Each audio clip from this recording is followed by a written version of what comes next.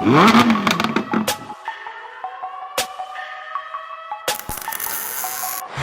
got a brand new 2021 M340 in today. Now when I say brand new, I mean less than 1,000 miles on this thing. All right, customer came in, said he wanted some good noise out of the car.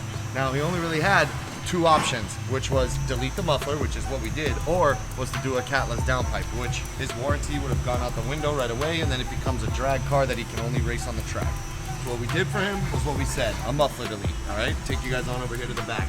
So we cut the muffler off completely, replaced it with the same diameter piping, and then put some nice M Performance carbon fiber tips on there. All right, let's bring it down and fire it up. I guarantee she's gonna sound great. Make sure you guys like and subscribe and hit the push notifications, please. See you guys.